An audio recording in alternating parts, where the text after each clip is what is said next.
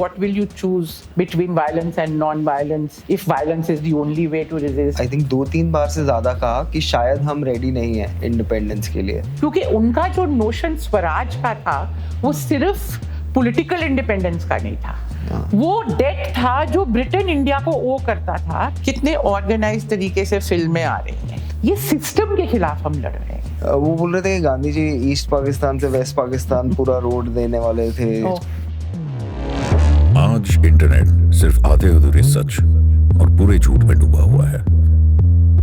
किसी के पास गहराई से सोचने का या शांति से सुनने का वक्त ही नहीं है। हम एक ऐसा शांत कोना बनाने की कोशिश कर रहे हैं। Nope, not your ordinary podcast for entertainment. Nope. पहले हम शुरुआत करते हैं, आज के भारत में हमें गोडसे प्रेमी क्यों देखने मिल रहा है और बहुत भारी तादाद में, and they are not apologetic about it. What is it that got us here?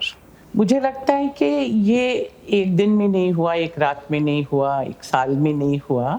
इसके पीछे बहुत लंबी कहानी है, बहुत लंबा इतिहास है कि जिन शक्तियों ने राजनीतिक शक्तियों ने गोडसे को जन्म दिया, जिन विचारधाराओं ने गोडसे को जन्म दिया, जिसके कि आरएसएस, हिंदू महासभा, जनसंघ, उसके बाद बीजेपी, ये सारे उसी विचारधारा के अंदर पनपे हैं। वो विचारधारा मरी नहीं थी। गांधी जी के हत्या के बाद भी ये जो विचारधारा थी और ये जो लोग थे, ये एक तरह अंडरग्राउंड डोरमेंट हो गए थे काफ़ी सालों के लिए, खासकर नेहरू पीरियड में, जब गांधी जी के असैसिनेशन के बाद बैन लगाया गया आरएसएस पे, और उससे भी ज़्यादा जिस तरह का अभियान चलाया गया हमारे देश में नेहरू जी के नेतृत्व में, सरदार पटेल के नेतृत्व में, कि ये शक्तियाँ जो हैं ये हमारे देश के लिए हानिकारक हैं। तो उन दिनों में जब लगता था कि ये बहुत बड़ा खतरा है, खास करके गांधी जी की हत्या के बाद तो लोगों को लगा कि बहुत बड़ा खतरा है, तो हमारा जो रवैया था देश का वो ये था कि नहीं, एक तरह से ये लोग, इन लोगों को हमने राजनीतिक तौर पे अनटचेबल करार कर दिया कि ये हमारे देश के लिए हानिकारक है। ये सोच, चाहे वो सोच मुस्लिम लीग में हो, चाहे सिख हो, अकाली में हो, या किसी में भी हो, ये जो सांप्रदायिक सोच है ये हमारे देश को, विभाजन एक बारी तो हो गया, अब इसको अगर कंट्रोल करना है तो इसके खिलाफ सख्त एक नीति अपनानी पड़ेगी। और पहला जो हमारा इलेक्शन था 51-52 का, उसमें जवाहरलाल नेहरू के नेतृत्व में कांग्रेस पार्टी ने इसी मुद्दे को मेन मुद्दा बनाया कि भारत जो है, हिंदुस्तान जो है आज़ाद हुआ है, ये एक सांप्रदायिक देश बनेगा या एक सेक्युलर देश बनेगा, धर्मनिरपेक्ष और डेमोक्रेटिक देश बनेगा। और आपको मालूम ही है कि वो पहले हमारा जो चुनाव था पहला, उसमें बहुत बुरी तरह से इन शक्तियों की हार हुई। पूरे हिंदुस्तान में उनको सिर्फ 10 सीट मिले।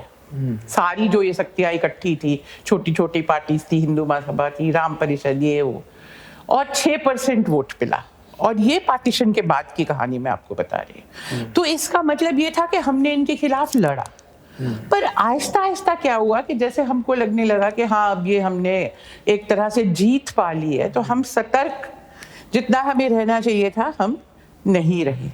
फिर मुझे लगता है कि जब ये इंदिरा गांधी का समय आया तो वहाँ पे एक जो जेपी मूवमेंट हुआ इमरजेंसी से पहले, जिसके नतीजे से एक तरह से इमरजेंसी भी लगी, उसमें फिर से इन शक्तियों को एक नई जिंदगी मिली, क्योंकि वो जो एंटी इंदिरा गांधी जो मूवमेंट था जेपी के नेतृत्व में, उसका एक बहुत नेगेटिव एस्पेक्ट ये हुआ कि वो आरएसएस के ऊपर उन्होंने रिलाई किया और उन्होंने आरएसएस के काडर का इस्तेमाल किया अपने उनके लिए, और इस कारण वो एक तरह से उनको रिस्पेक्टेबिलिटी भी मिलनी शुरू हो गई।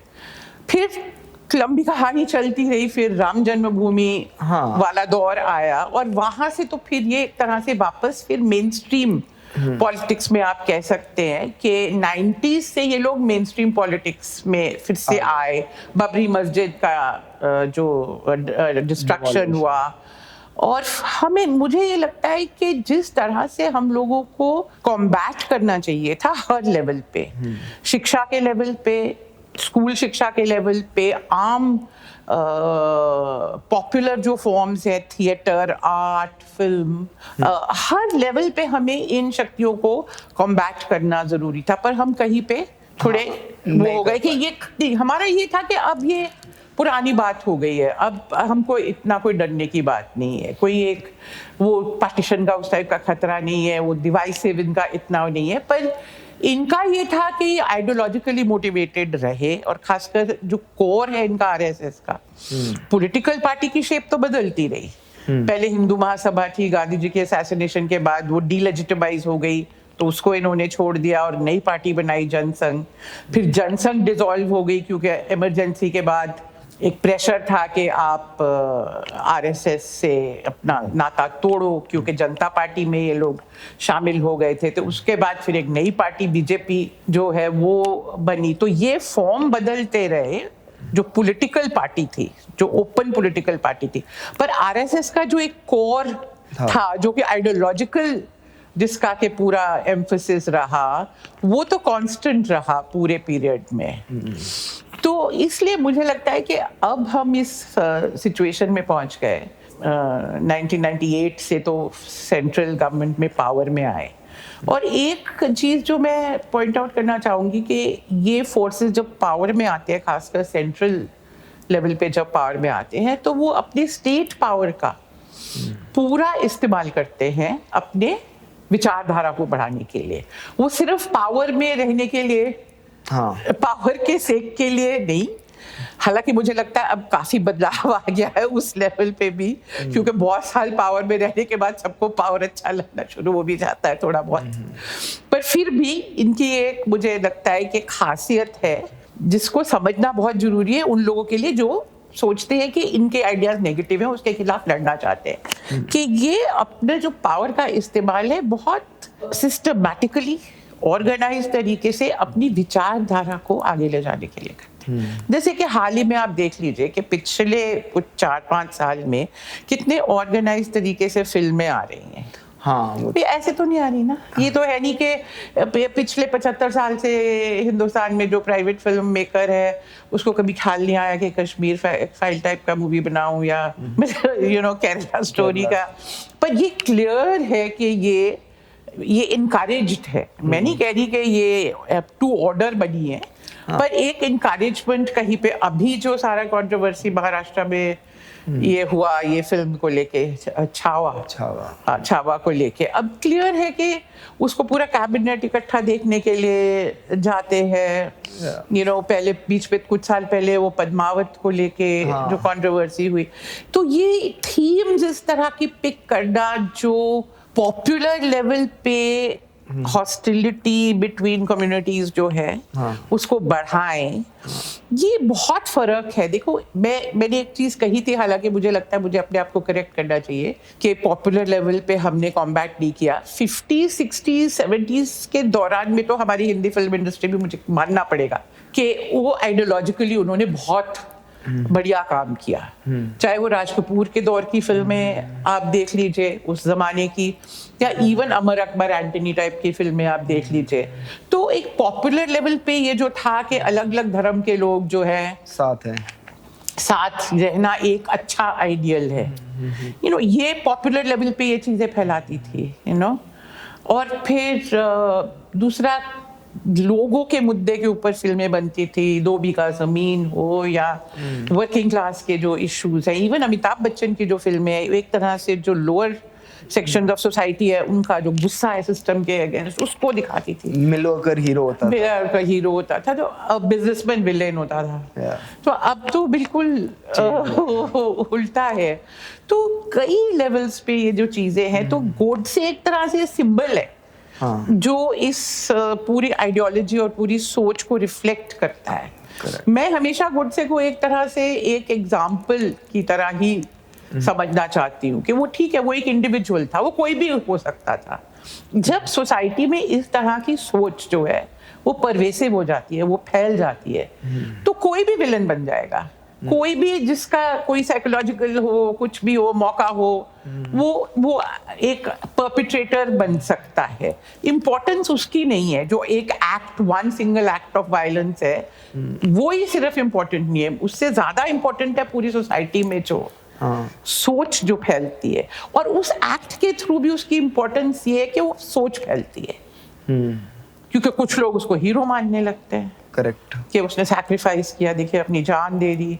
तो ये चीजें मुझे लगता है कि इसको ब्रॉडन करके समझने की बहुत जरूरत है। दुख की बात तो है ही, इसमें तो है ही कि कोई एमपी है जो गोडसे को तारीफ करती है, और वो अभी भी एमपी, अब तो नहीं है, खैर हार गई हैं, पर रही पूरा, पर उनको प्रधानमंत्री ने मन से माफ नहीं किया। हाँ, बिल्कुल बिल्कुल नहीं, प्रधानमंत्री बहुत उदार हैं, हम सब शायद इतने उदारता के उस पर नहीं पहुंच सकते, पर ये तो क्लियर है, आफ्टर ऑल हम गांधी जी की बात कर रहे हैं, हम किसी छोटे मोटे लीडर की बात नहीं तो कर रहे हैं। उस पे आते हैं अब। गांधी जी, मतलब I don't think Gandhi ji से ज़्यादा पॉलिटिकली रेलेवेंट इंडिया की हिस्ट्री देख लो तो कोई भी होगा। तो महात्मा गांधी का क्या, मतलब क्या वो चीज़ थी जो महात्मा गांधी को मतलब through 30 years of this politics relevant रखती है? क्या लगता है आपको, क्या था वो? एंड ही केप्ट इवॉल्विंग, वो हमेशा बदलते रहे समय के साथ, तो उस पर हम चर्चा कर सकते हैं। देखिए, मैंने बहुत साल गांधी जी के बारे में पढ़ा और पढ़ाया है, तो मुझे लगता है कि सबसे पहले तो मैं जो उनके जो रेलेवेंस वाली बात है, और उनकी जो लोकप्रियता का सीक्रेट है, बेसिकली तो वही है। अब सुपरफिशियल लेवल पे आप कह सकते हैं करिश्मा था, वो संत की तरह थे, ये सारी चीज़ें, धार्मिक लैंग्वेज यूज करते थे, इसलिए लोग उनको एडमायर करते थे, उनके फॉलोअर बन जाते थे। मुझे लगता है कि ये सब चीज़, देखो करिश्मा एक ऐसा वर्ड है जो अगर हम कहीं भी किसी का करिश्मा, तो हमें एक्सप्लेन करना पड़ेगा ये करिश्मा क्यों है। करिश्मा के भी कारण होते हैं, करिश्मा कोई पैदा नहीं होता, करिश्मा लेके करिश्मा बनता है। तो अगर गांधी जी का करिश्मा बना तो वो क्यों बना?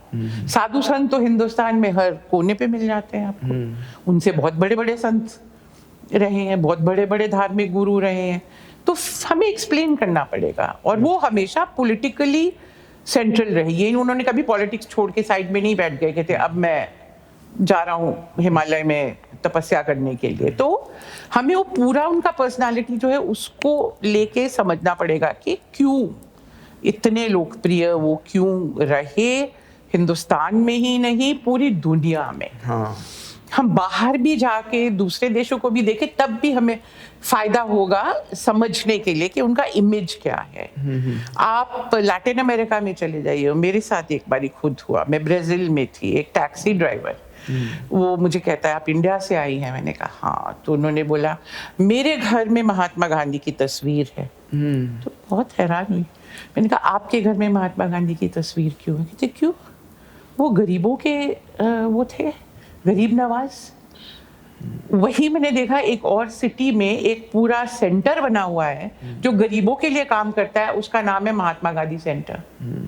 कि उनका टोटल आइडेंटिफिकेशन जो था, जिसको वो दरिद्र नारायण का नाम देते थे, तो ये जो चीज है मुझे लगता है कि total identification with the masses जो उन्होंने अचीव किया, उसके कई तरीके थे, सिंबॉलिक भी थे।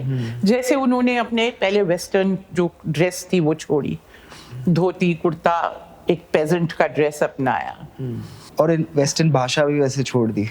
नहीं, मैं महात्मा गांधी का जो कारण था कि लोगों के साथ जो आइडेंटिफिकेशन उनका, एक कंप्लीट आइडेंटिफिकेशन जो आम जनता के साथ, गरीबों के साथ खासकर जो हुआ, तो उसके मैं ये सोच रही थी कि मैं ये कह रही थी कि उनके जो कुछ तो सिंबॉलिक उसके एग्जाम्पल्स हैं। तो जिस तरह से कि पहले वेस्टर्न ड्रेस उन्होंने छोड़ी और किसान का ड्रेस पहनना शुरू किया, धोती कुर्ता। जब वो हिंदुस्तान लौटते हैं तो उनकी आप फोटो देखिए जो उनको रिसीव किया जाता है बॉम्बे के डॉक्स पे, तो बिल्कुल इंडियन वो ड्रेस में आते हैं, किसान की ड्रेस, इंडियन भी, नॉट फैंसी इंडियन ड्रेस, अचकन बचकन नहीं, बट देखो। पर फिर उन्होंने जो पहला जो मूवमेंट हुआ all India movement, non cooperation movement, उसके दौरान उन्होंने ये डिसाइड किया, ये इस वक्त मेरे ख्याल तमिलनाडु में थे वो जब ये फैसला उन्होंने किया कि लोगों के पास तो इतने कपड़े भी नहीं है पहनने के लिए जितने मैं पहन रहा हूँ, तो सबसे कम कपड़े में मैं कितना मैं रह सकता हूँ। तो फिर वो बेसिकली एक छोटी धोती या लंगोट आप कह सकते हैं उस पे आ गए। उन्होंने ऊपर का अपना ड्रेस भी छोड़ दिया, लंबी धोती भी छोड़ दी, और जब ठंड होती थी तो एक कंबल या शॉल ओढ़ लेते थे। वही कपड़े पहन के वो 1931 में राउंड टेबल कॉन्फ्रेंस अटेंड करने गए लंदन में as a representative of the Congress. तो वहाँ पे उनको एक रिपोर्टर ने पूछा, और एक दिन उनको जो वहाँ के किंग थे उस वक्त, उनके यहाँ रिसेप्शन में जाना था, तो उन्होंने पूछा कि आप क्या वहाँ यही कपड़े पहन के जाएंगे? तो उन्होंने जवाब दिया कि आप फिक्र मत करिए, जो राजा हैं वो इतने कपड़े पहने होंगे कि हम दोनों के लिए काफी होंगे। तो मुझे कोई फिक्र करने की जरूरत नहीं कि मैंने कम कपड़े पहने। तो ह्यूमर, सेंस ऑफ ह्यूमर भी बहुत होता। पर उससे भी ज्यादा जरूरी मैं आपको वापस ले जाना चाहूंगी साउथ अफ्रीका, कि ये जो आइडेंटिफिकेशन विद द पुअर है, वहां उन्होंने जो मूवमेंट्स चलाई उनमें उनके मासेस कौन थे, किन लोगों को वो लीड कर रहे थे? जो यहाँ से इंडेंचर्ड लेबर गए हुए थे, जो वहाँ प्लांटेशंस में लेबर काम करता था, बहुत स्लेव्स की तरह उनके कंडीशन होते थे। वहाँ कोल माइंस में काम करते थे जो हिंदुस्तानी, ज़्यादातर तमिलनाडु, यूपी यहाँ के लोग होते थे। वहाँ शुगर प्लांटेशंस थे, वहाँ यूपी के लोग ज़्यादा थे, ये कोल माइंस थे, वहाँ साउथ इंडिया के लोग ज़्यादा थे। तो बिल्कुल गरीब लोग थे जिनको उन्होंने लीड किया वहाँ पे, उनके राइट्स के लिए, उनकी डिग्निटी के लिए। तो उनका जो इमेज इंडिया में भी बना, जो साउथ अफ्रीका के साथ लिंक था, कि ये मिडिल क्लास पॉलिटिक्स नहीं कर रहे हैं, ये बिजनेसमैन को वहाँ लीड नहीं कर रहे हैं, या एजुकेटेड लोगों को नहीं कर रहे हैं। वहाँ तो एजुकेटेड इंडियन तो थे ही बहुत कम। तो एक ये इमेज। फिर जब हिंदुस्तान वो आए तो सबसे पहला मूवमेंट उनका जो था वो चंपारण में था। अब चंपारण में कौन थे जिनको उन्होंने लीडरशिप दी, जिनके लिए वो लड़े? वो सिर्फ किसान ही नहीं थे, वो टेनेंट थे, शेयर क्रॉपर टाइप, और वो प्लांटर्स के टेनेंट थे, यूरोपियन प्लांटर्स के टेनेंट थे, और उनकी बुरी हालत थी। तो वहाँ भी जो ये उस वक्त तक कांग्रेस का जो मूवमेंट था, जो नेशनल मूवमेंट था, वो अभी इन तबकों तक नहीं पहुंचा था। वो ज्यादा सिटीज में बेस्ड था, और सिटीज में भी जैसे स्वदेशी मूवमेंट जो 1905 to 8 हुआ, तो सिटीज में लोअर सेक्शंस तक पहुंचा था, पर रूरल एरियाज में काफी कम उसका असर हुआ था। तो गांधी जी पहले लीडर थे जिन्होंने सीधा रूरल एरिया में, वो भी जो तबका, जो नीचे का तबका है, उसको लीडरशिप दी। फिर अहमदाबाद में उन्होंने किसानों को लीडरशिप थी 1918 में। फिर 1917 में ही उन्होंने मिल वर्कर्स का मूवमेंट चलाया। ये सब रावलट सत्याग्रह, नॉन कोऑपरेशन के पहले की मैं बातें बता रही हूँ। सो 1915 में वो लौटे, 17, 18, 19 तक उनका जो इमेज था, जो हिंदुस्तानियों के दिमाग में बना, वो ये था, ये ऐसे नए टाइप के लीडर है जो एकदम हमारे समाज के जो नीचे का तबका है, जो गरीब तबका है, उसके इंटरेस्ट के लिए लड़ते हैं। तो इसलिए मैं अपनी बात थोड़ी लंबी तरह से एक्सप्लेन किया, क्योंकि मुझे लगता है कि जो वर्ल्ड वाइड भी अगर हम जाके देखें ना, ये इमेज गांधी जी का यूनिवर्सल है। दूसरी चीज जो है जिसके लिए मुझे लगता है उनका रेलेवेंस और उनका जो खास जो कंट्रीब्यूशन है, वो ये है कि उनकी जो स्ट्रैटेजी थी स्ट्रगल की। हाँ, उसके पहले मुझे ये भी कहना चाहिए कि गांधी जी का जो इमेज है, वो इमेज है as somebody who struggles against injustice of any kind. South Africa में रेशियल डिस्क्रिमिनेशन के खिलाफ वो लड़े, और यहाँ पे नेशनल डिस्क्रिमिनेशन के खिलाफ लड़े, अंग्रेजों के खिलाफ, और यहाँ पे लैंडलॉर्ड्स, कैपिटलिस्ट्स, हर तरह प्रिंसेस के खिलाफ भी उन्होंने यहाँ पे मोर्चा किया, कास्ट इशू को टेकअप किया। तो ये स्ट्रगल अगेंस्ट इनजस्टिस के वो सिंबल बने, पर उसके अंदर उनका जो तरीका था लड़ने का, वो स्पेसिफिक था कि नॉन वायलेंस के दायरे के अंदर मेरा स्ट्रगल होगा।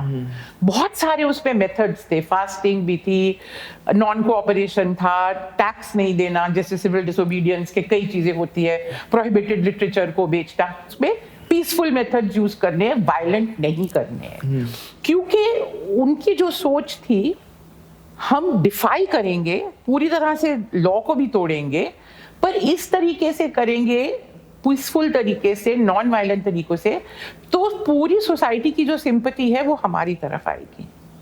इवन जो हमारे ओपोनेंट है, जो हमारा एनिमी है, जो पुलिसमैन है सड़क पे जिसको हम ओपोज कर रहे हैं, जो आर्मी के सोल्जर को ब्रिटिश जो भेजते थे दबाने के लिए, उसको भी लगता था ये ओपोज तो कर रहे हैं पर ये पत्थर भी नहीं उठा रहे। 2 लाख लोग बैठे हैं सड़क पे, मैदान में बैठ गए 3-3 दिन से, और इन्होंने जरा भी कोई प्रॉपर्टी नहीं वैंडलाइज की, इन्होंने एक पत्थर नहीं फेंका, इन्होंने एक थप्पड़ नहीं मारा। 2 लाख लोग बैठे हैं, हम तो 500-600 सिपाही हैं या क्या है, कुछ भी हमें कर सकते थे। तो ये जो सिंपैथी क्रिएट करने की और एक मॉरल सुपीरियॉरिटी बनाने की अपनी मूवमेंट की जो उनकी ये एक खासियत थी, ये भी पूरे दुनिया में फैली। अगर और भी लॉन्ग टर्म में जैसे हम देखें तो मार्टिन लूथर किंग ने इसे किस तरह से अडॉप्ट किया अपनी मूवमेंट में, ब्लैक्स के मूवमेंट में, सिविल राइट्स के लिए उन्होंने लोग यहाँ भेजे, ट्रेन होके गए वो इंडिया से, जिन्होंने जाके सिखाया वहाँ कि एक्चुअली नॉन वायलेंट लड़ाई कैसे लड़ जाती है। फिर पूरा जो आप सोवियत एम्पायर कह सकते हैं, उसके खिलाफ पोलैंड में जो सबसे पहले लड़ाई शुरू हुई लेच वालेंसा की, सॉलिडारिटी मूवमेंट, और वो वर्किंग क्लास के थे, उन्होंने गांधी जी के मेथड्स को अपनाया कि हम लड़ेंगे, ये कितना ऑप्रेसिव सिस्टम है पर हम नॉन वायलेंटली लड़ेंगे। कोई सोच भी नहीं सकता था कि इतने ऑप्रेसिव ढांचे के खिलाफ आप नॉन वायलेंट लड़ाई लड़ सकते हैं, उन्होंने करके दिखाया। इसी तरह से बहुत सारे फिर मूवमेंट्स हमें दिखाई देते हैं जो पोस्ट इस पीरियड के, पूरा सोवियत ढांचा नॉन वायलेंट मूवमेंट से ही गिरा। ये कहीं पे ये लिंकेजेस जो हैं, रेलेवेंस की आपने बात करी तो मैं थोड़ा बाहर भी ले गई आपको। एक मेरा इसमें सवाल है, क्या महात्मा गांधी कभी बताते हैं अपने लेख में कि वो नॉन वायलेंस की प्रेरणा उन्हें कहाँ से मिली और वो क्यों नॉन वायलेंस पे उनका हमेशा इतना बड़ा फोकस क्यों रहा है? जरूर बताते हैं। हाँ। उनको एक तो वो जैन ट्रेडिशन की जरूर बात करते हैं। हाँ। वो खुद जैनी नहीं थे पर गुजरात में पले बड़े थे, और आपको मालूम है गुजरात में जैन ट्रेडिशन बहुत स्ट्रांग है। और खासकर जिस कम्युनिटी के वो थे, बनिया कम्युनिटी, उस पर बहुत बड़ा सेक्शन जो बनिया कम्युनिटी का था वो जैन होते थे।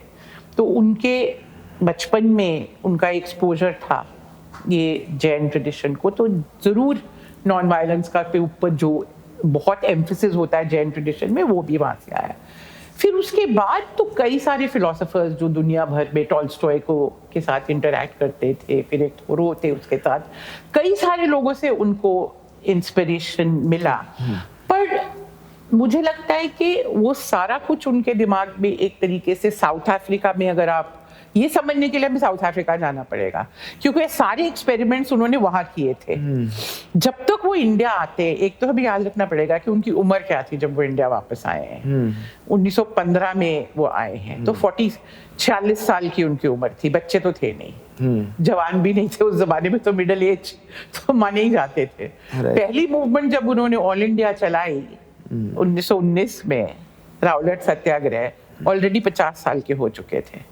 तो एक्सपेरिमेंट्स और जो आइडियाज का फॉर्मेशन था उनका साउथ अफ्रीका में हुआ, और वहां पे ये पूरे एक्सपेरिमेंट उन्होंने किए कि नॉन वायलेंट तरीके से एक इतने ऑप्रेसिव स्ट्रक्चर जो था वहां का, तो बहुत ऑप्रेसिव स्ट्रक्चर था, आप सोच ही सकते हैं, रेशियल डिस्क्रिमिनेशन, और इंडियंस के तो कुछ राइट्स ही नहीं थे, अफ्रीकन के तो कुछ राइट्स ही नहीं थे। जो वाइट पॉपुलेशन थी, अपार्थाइड तो बाद में स्ट्रक्चर हुआ, पर उस वक्त भी टोटली अनडेमोक्रेटिक और बहुत ऑप्रेसिव।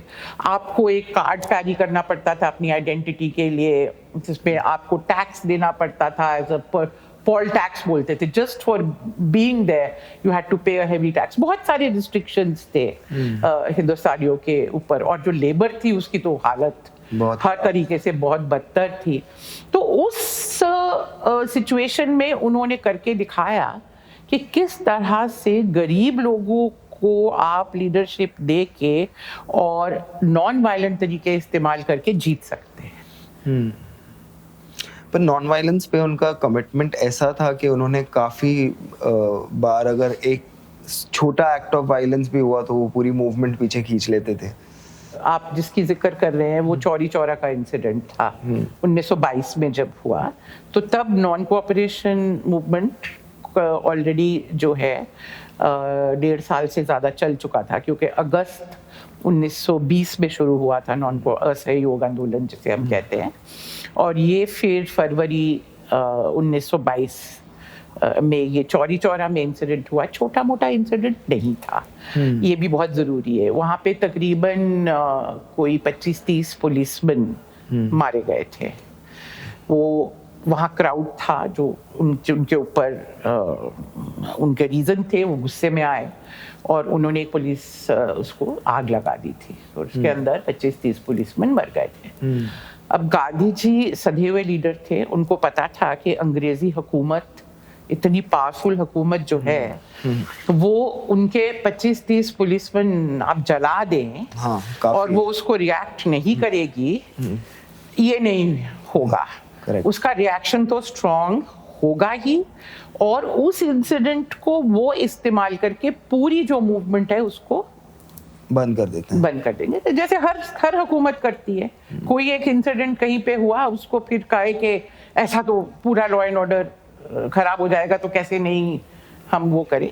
तो और वो तो बहुत बड़ी हुकूमत थी और ये पहला मास मूवमेंट था। इतना ताकतवर मूवमेंट तो नहीं था कि वो अगर कुछ भी करते तो भी मूवमेंट चलता रहता, ऐसा तो नहीं था। मास मूवमेंट्स कभी भी बहुत लंबे समय के लिए नहीं चलते हैं, वो उनमें अप्स एंड डाउन्स और वो सब वैसे ही होते हैं। तो कई उसके कॉम्प्लेक्सिटीज हैं उनके जो समझ के। मेरी अपनी समझ है कि वो जो सिर्फ वायलेंस का इशू नहीं था, वायलेंस का इशू था, पर वायलेंस के इशू की सिग्निफिकेंस ये थी कि उसको इस्तेमाल करके बहुत जोरों से सप्रेशन होना था मूवमेंट का।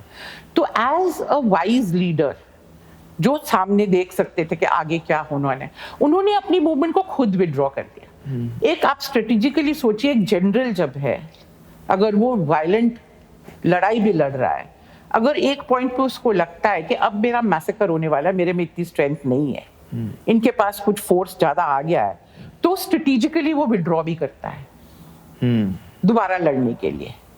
तो गांधी जी ने हार तो नहीं मान ली थी ना, स्ट्रेटेजिकली विड्रॉ किया उन्होंने।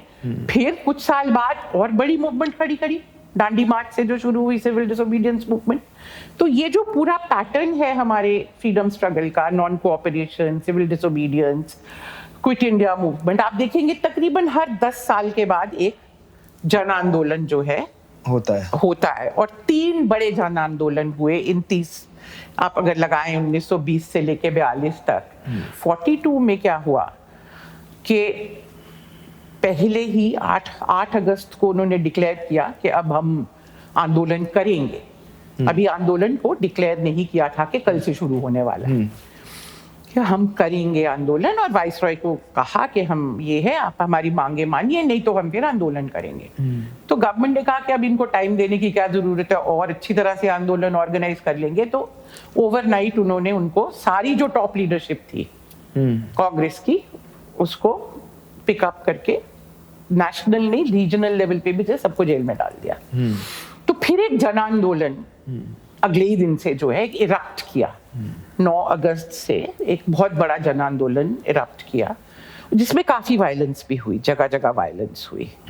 उस 2-3 महीने के बाद वो एक अंडरग्राउंड मूवमेंट बन गया, और उसमें कांग्रेस, सोशलिस्ट, अरुणा सफली, जेपी वगैरह ये सब बड़े सामने आए उस वक्त, और उन्होंने साबोटाज वगैरह भी ऑर्गेनाइज किए।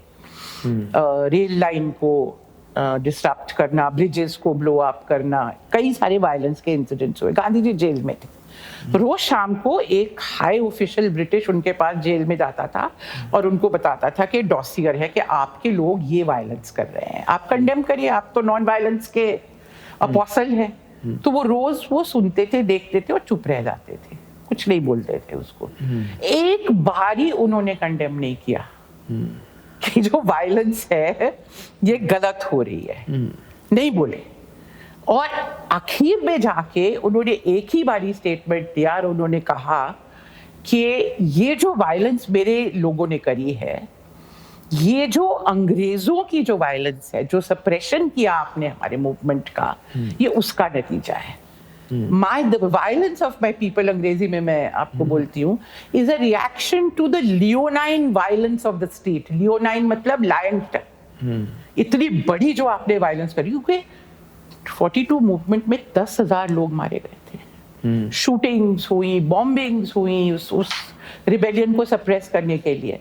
तो उन्होंने कभी जब कहा भी तो कहा कि रिएक्शन है तुम्हारी वायलेंस का। इसका मतलब ये नहीं कि वो अपने आइडियाज बदल चुके थे, पर उन्होंने कंडेम नहीं किया। सो ये भी इंटरेस्टिंग है।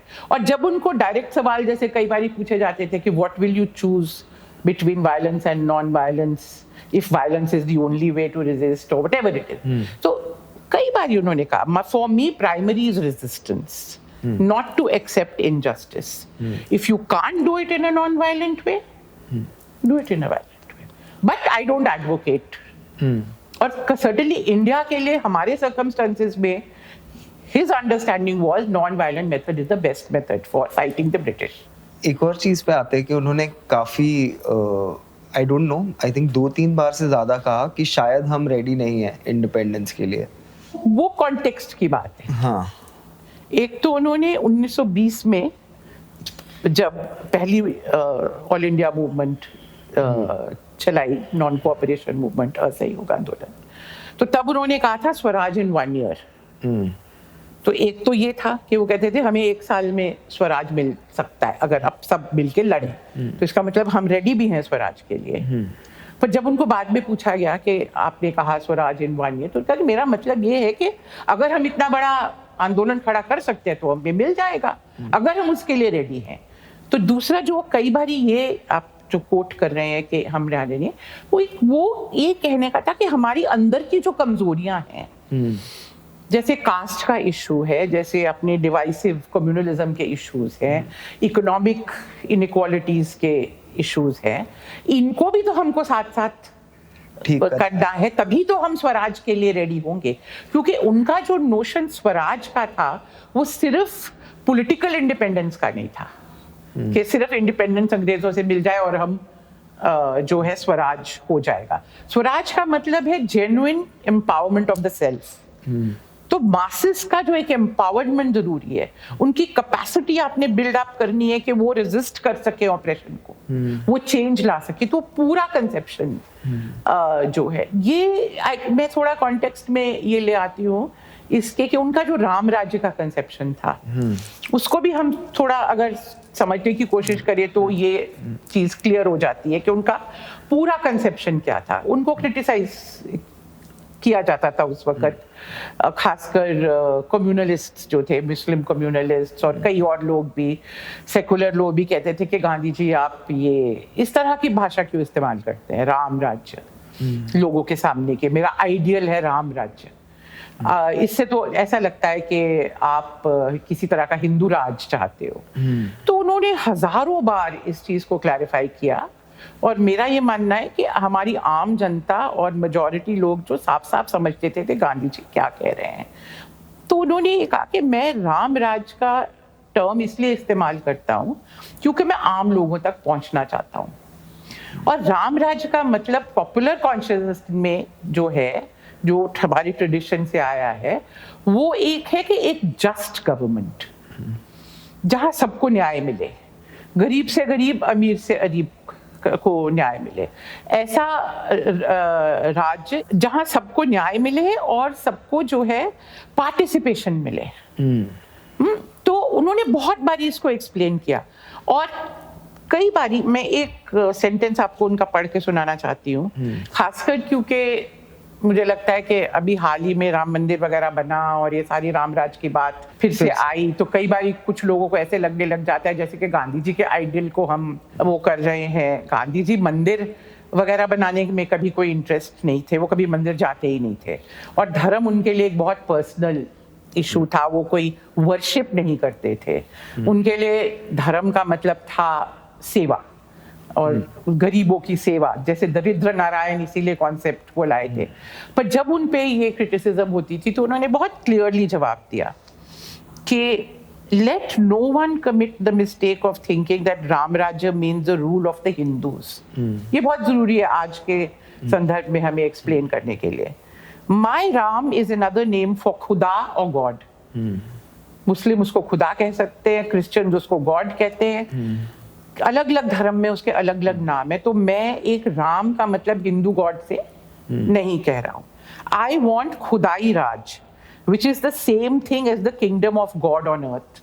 तो हर एक धर्म में एक कॉन्सेप्ट होता है जो इस कॉन्सेप्ट में आता है एज एन आइडियल रूल. तो मेरा मतलब वही है. फिर उन्होंने कहा कि मेरा राम राज्य जो है उसको मैं ऐसे डिफाइन करता हूँ, a perfect democracy in which inequality is based on possession and non-possession, that is wealth or poverty, color, race, creed or sex vanish.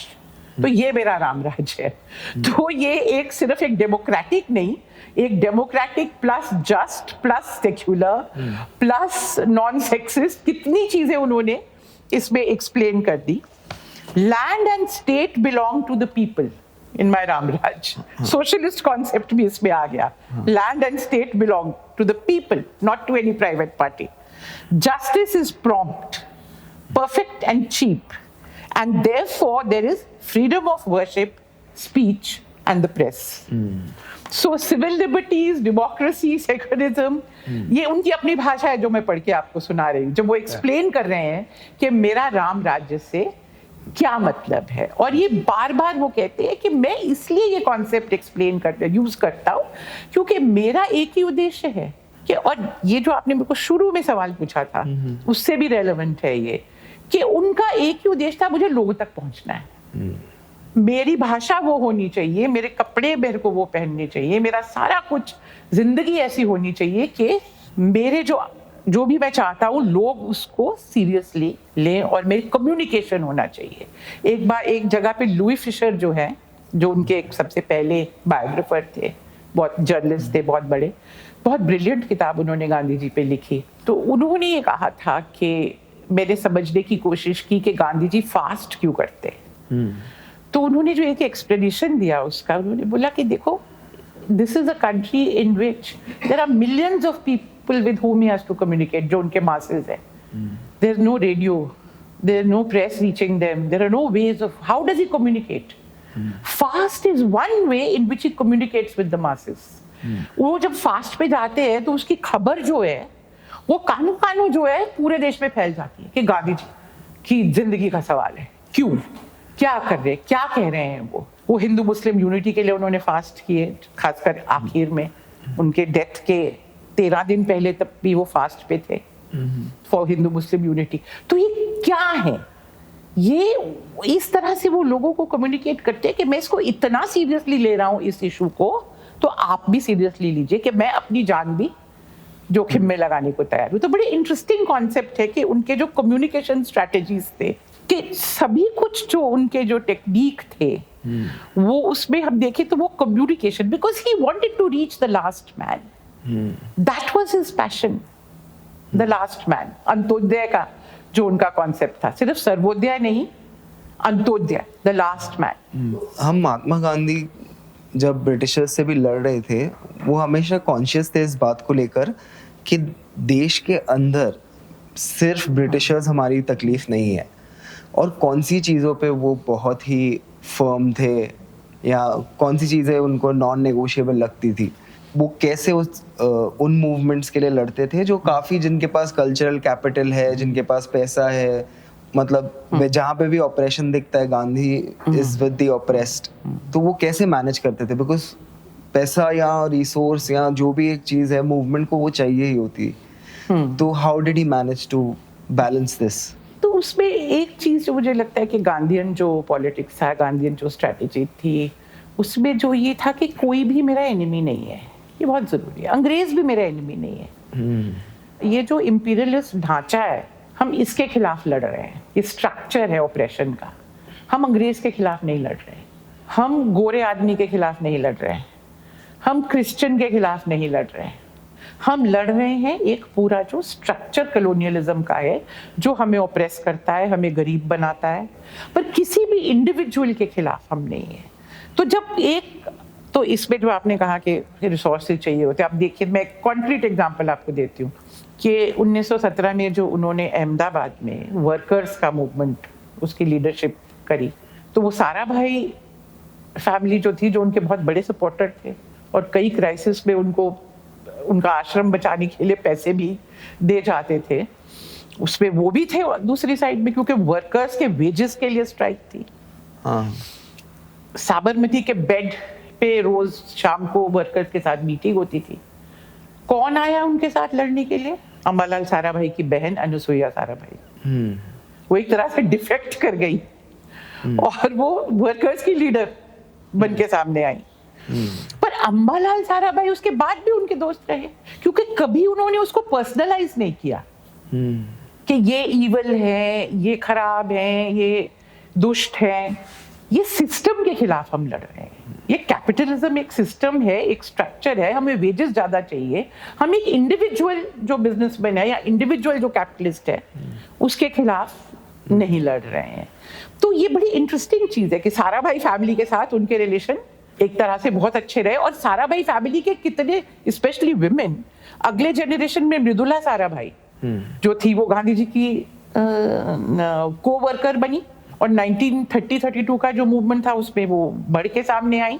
उनको गांधी जी ने कहा कि I have brought the women out of the kitchen on to the streets. ये अब आप महिलाओं का काम है कि उनको वापस नहीं जाने देना। 1947 में जब सारा ये 47 में पार्टीशन हुआ और बहुत सारे औरतें वगैरह जो थी जो एब्डक्टेड वगैरह होती थी, तो मृदुला साराभाई ने लीड किया पूरा रिकवरी ऑफ वुमेन का काम। कहाँ कहाँ जाती थी पाकिस्तान में महिलाओं को ढूंढने के लिए। तो ये मैंने कॉन्क्रीट एग्जांपल से आपको बताया कि किस तरह से ये जो अंग्रेजों के साथ कितने अच्छे रिश्ते थे उनके। C.F. एंड्रूज उनके क्लोजेस्ट फ्रेंड थे, वो अंग्रेज थे, क्रिश्चियन थे, लाइफ लॉन्ग उनको सपोर्ट किया उन्होंने। और मुझे लगता है ये बहुत एक एडवांस्ड समझ है एक तरीके से, क्योंकि ये सच, जैसे हम फेमिनिस्ट मूवमेंट की भी अगर हम बात करें तो फेमिनिस्ट हमें क्या कहते हैं, हम आदमियों के खिलाफ तो नहीं लड़ रहे ना, हम पेट्रियार्की के खिलाफ लड़ रहे हैं। तो वही गांधी जी कह रहे थे कि हम अंग्रेजों के खिलाफ नहीं लड़ रहे हैं, हम एक ढांचे के खिलाफ लड़ रहे हैं। तो एक तो ये था। दूसरा जो था, उनकी एक समझ थी कि सोशल चेंज, इकोनॉमिक चेंज, जो भी स्ट्रगल्स जरूरी है सोसाइटी में, वर्कर्स की बेटर लाइफ के लिए, पेजेंट्स की, जमींदारों के खिलाफ, विमेन की बाहर आके आने की, काम करने की आज़ादी, मूवमेंट में आने, ये सारी जो चीज़ें हैं, इसमें जो है हमें एम्फसिस जो है वो building up the power of the oppressed पे है। उनका अपना स्ट्रेंथ बनना चाहिए। अगर किसी भी क्लास या सेक्शन में अपनी स्ट्रेंथ बन जाती है तो वे फिर उसको रेजिस्ट कर सकते हैं। पर साथ ही में आइडियोलॉजिकल लेवल पे जो स्ट्रगल है वो आपके ओपोनेंट को वीक करे, उसका भी एक स्ट्रैटेजी होना चाहिए। तो साइमल्टेनियसली वो किस तरह से करोड करते थे the moral legitimacy of imperialism in Britain. जब वो 31 में राउंड टेबल कॉन्फ्रेंस के लिए गए हैं, 4-5 महीने रहे हैं, तो बहुत लंबा कॉन्फ्रेंस चला था वो। तो कहाँ जाते हैं वो? ब्रिटेन में वर्किंग क्लास एरियाज में जाके लोगों से मिलते हैं, वहाँ लेक्चर देते हैं। वो वर्किंग क्लास एरियाज जो इंडिया में तब टेक्सटाइल बॉयकॉट चल रहा था बहुत जोरों का, उनकी अनएम्प्लॉयमेंट हो गई थी वहाँ पे। हाँ। उनके वर्कर्स उनको जाके समझाते हैं कि ये हमें क्यों करना पड़ा। ये जो कैपेसिटी थी ना to reach out, Christian groups में जाके बातें करते हैं। अजीबो गरीब उनका एक, मैं कह सकती हूँ, पॉलिटिक्स का जो अंडरस्टैंडिंग थी कि मैं दोनों साइड से बात कर सकता हूँ, पर इससे मेरा जो कमिटमेंट है टू द अंडरडॉग वो कम नहीं हो जाता। ये हमेशा एक जो फियर होता है ना कि लोग सोचेंगे मैं कॉम्प्रोमाइज हो गया, उनको अपने में इतना कॉन्फिडेंस था और लोगों में इतना कॉन्फिडेंस था कि मेरे मासेस ये नहीं सोचेंगे कि मैं बिक गया हूँ। अब कि इंडिया में ये फैलाया जाता है बहुत बढ़िया तरीके से कि गांधी जी के, चाहे वो बोस हो या चाहे शहीद भगत सिंह हो, उनके बहुत डिफरेंसेस रहे हैं ये लोगों के साथ, बिकॉज गांधी जी चाहते थे कि वही लीड करे, वही सामने आए, इंडिया का एक ही चेहरा रहे। उसके बारे में आपको क्या कहना है? गांधी जी कांग्रेस में जो, आफ्टर ऑल मेन तो कांग्रेस के लीडर थे ना वो। हाँ। कांग्रेस के लीडरशिप के थ्रू ही वो नेशनल लीडर बने, क्योंकि मेन पार्टी जो पॉलिटिकल फोर्स था जो आज़ादी के लिए लड़ रहा था वो इंडियन नेशनल कांग्रेस थी। और भी बहुत अलग अलग थे छोटे मोटे, पर मेन पार्टी तो यही थी जो लड़ रही थी। तो गांधी जी का अगर कांग्रेस के अंदर हम रोल देखें तो एक ही बारी तो वो प्रेसिडेंट बने which is बेलगांव में हाँ very early 1924 हाँ में। उसी के 100 साल अभी मनाए जा रहे हैं, 24 में या 25 में, आई एम लिटिल कंफ्यूज। उसके ना आगे ना पीछे, क्यों कांग्रेस का प्रेसिडेंट हर साल बदलता था।